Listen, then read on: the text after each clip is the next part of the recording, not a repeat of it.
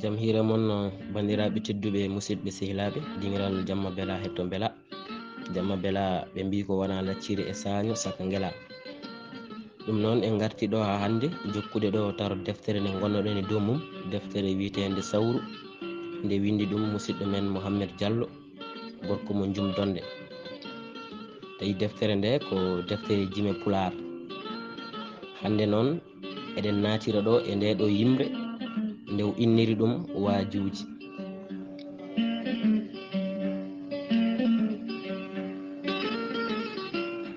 waajuji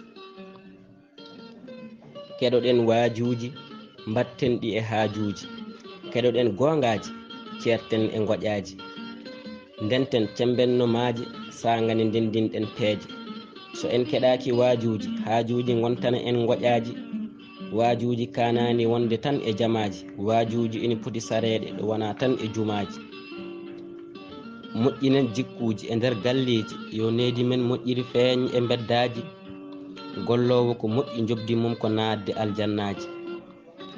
goɗɗitoɗen haala seyɗineji, jimen e kayitaji maren humpitoji, kippiten defte timen e ɗereji, paamen golloɗen danden yontaji, woto palkisoɗen jamde saka hojomaji, ngati ko ɗin kollirta golle dumunnaji, guite perten gudditen hakkillaji. ganden gandal ina yaaji, kaɓɓiten ɗi kaalaji kaɓɓiɗe e miijo men no baaji, peɗɗitoɗen miijoji. so en mbaɗani noon leƴƴi goɗɗi e dingiral ƴellitare ko joloji, ndewen e majji laatoɗen cooloji. leñol so janngani finani ngol woɗɗodirani e mumanteje, jombani ngol haɓɓane gafakkeje, ngol waɗe ngangol ɗon noon hanti ngol yuɓɓata peeje.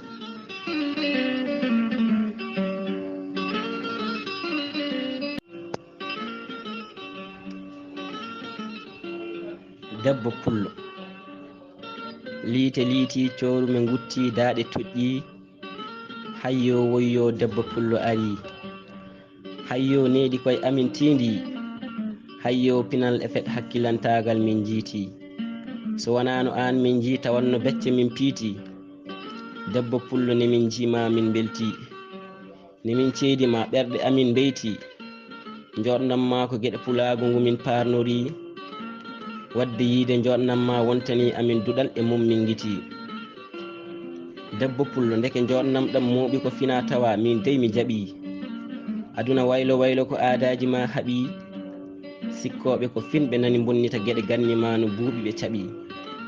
debbo pullo woto foppo poppateri koye ɓalli bonni, woto ñembu ko boni ñembunoɗo nimsiti, woto woppu diine ma kala mo woppi ɗum hoyi.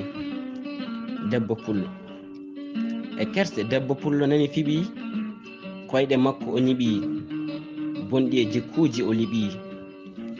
debbo pullo leƴƴi kewɗi debbo pullo keeɓi, wadde habdiɓe mabɓe ɓe ceeɓi, koɓe diñinoɓe ɗe gotel kono joni ɓe ndeeɓi. so wonano kanko neediji boni, debbo pullo moƴƴuɓe a jibini, tedduɓe a huufi, ɓesgu ma diwni. debbo pullo argami mantumami jara, joɗnam ma mi sifomi haara, pinal e moƴƴere ma mi daara, mo jogi ma ina hani hakkille mum deeƴe seese waara, mo yindi mbaɗi seese yaara, ɗe ñiiƴe daneje joɗɗe alay saago mi laara. debbo pullo so a woodi dañde gaño min tawi gaño ma ina yungini, gaño ma yenni malli, so omo woodi koni ko kanko yurmini, matew anda hoodere ma nani jalba e dow kammu ina fongini.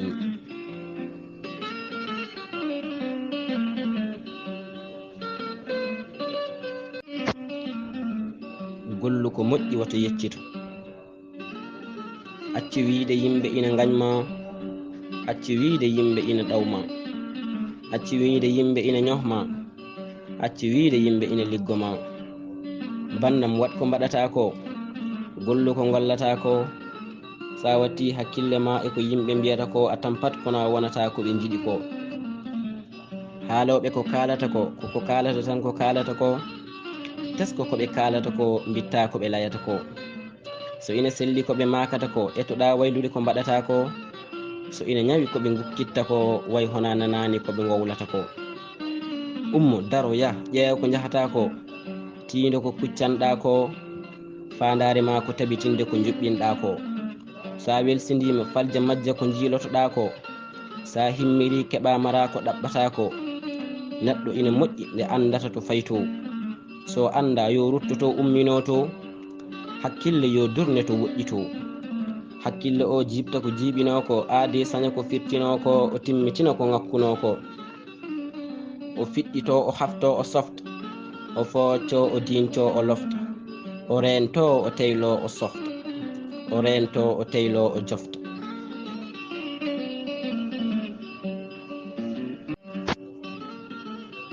jaɓɓade korka. koɗo jewnaɗo nani ara, koɗo jiɗaɗo nani ara, koɗo gañaɗo nani ara. jiɗaɗo wonande kala sagata, gañaɗo wonande kala mo heege waynata. holi gonɗo o koɗo mo fiyaku mum humpaka, mo garal mum majjaka, mo moƴƴere mum fayitaka. ko on woni lewru korka, lewru yurmede, lewru yaafede. lewru korka e mayru seeɗaneji tongete, e nder mayru bakkatuji momtete, e nder mayru geno ɗoftete, e nder mayru baraji cowete, e nder mayru haala ustete. hima musidɗo andu koɗo o yiɗa gamɗo, koɗo o yiɗa kuɗowo, koɗo o yiɗa ƴettotoɗo, koɗo o yiɗa kaɓeteɗo, koɗo o yiɗa ñallowo ɗanade mo gollotako, koɗo o yiɗa ñohowo, koɗo o yiɗa ƴettotoɗo, koɗo o yiɗa toñowo, koɗo o yiɗa gaaƴiɗo jinnaɗo.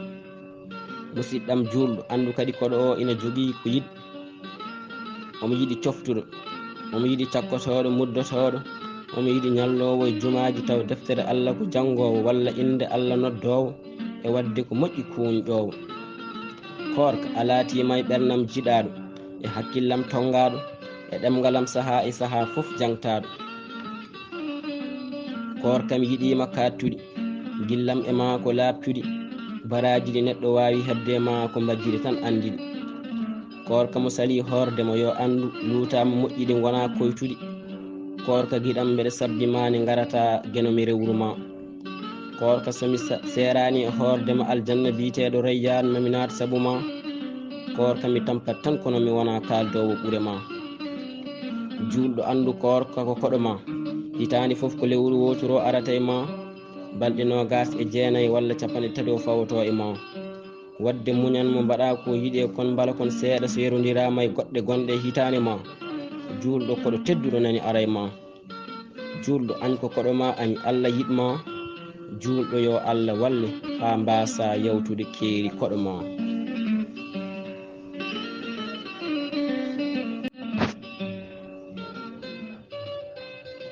juulu.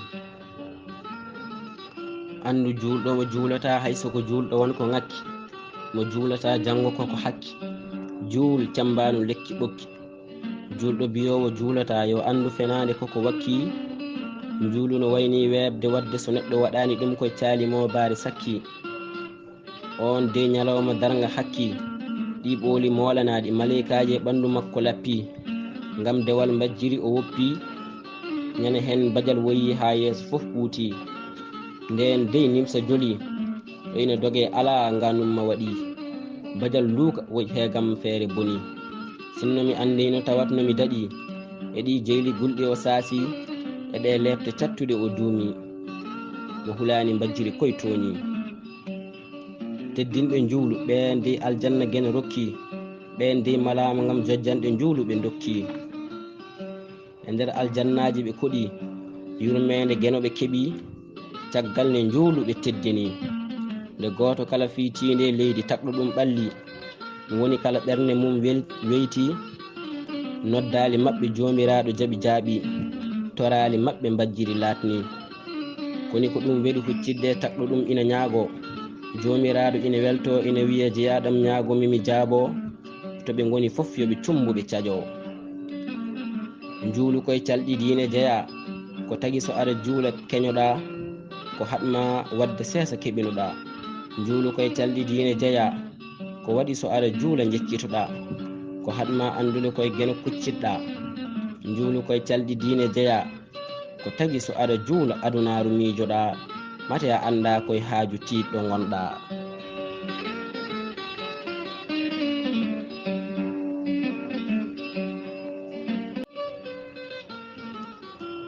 fenande e goonga. Fittandu e fende woto wurtam, fittandu e goonga duñam. Fittandu fenande ɓurimi yawde koyngal, fittandu fenande ina bonna nguram. Fittandu e haalde goonga hirjinam, goonga ina addanami jam. Komi gongirante wadde bandam yiɗi kam, komi gongirante wadde hay gañam hoolima kam, goonga ina ɓuɓna ɓerdam. Fenande ina haɗami fewnitade e jondam, dardam hay e nder gallam. Goonga ina muusi kono ko kañum ɓuranimi wasde hoolede e yontam. Fenande ina suuɗo kono ma meɗmi feeñi ɗum bonna indam. Goonga wi ko saram, fenande wi ko saram. Woni kala yiɗi ko sarede e jalɗinede, neɗɗanke suɓo sarde goonga ngati ko on handi e lollinede. So a woni carowo goonga a serata e yiɗede, so a andirama penowo a serata e fennede. Haala ma wonta jaɓede, kewɗa ko hutede. Haala ma hewani heɗede, bandam woppu fenande gila añede. Fenande ko jikku poɗɗo ñiŋede, penowo hanani hoolede. Eyyi ɗum noon bandiraɓe tedduɓe musidɓe sehilaɓe, koɗo katten ha ñande wonde garten e yimire makko nde wi sakkade e yimre gueno e yimre ɓurnaɗo windere e ko nandi hen eko nandi hen, so Allah jaaɓi. To banggue sawtu ga ko musidɗo mon Hady Bal to cuuɗi men Farnal Fouta. ɗum noon Allah jarama on jarama, kadi on beltanama, on ñagama yafuya.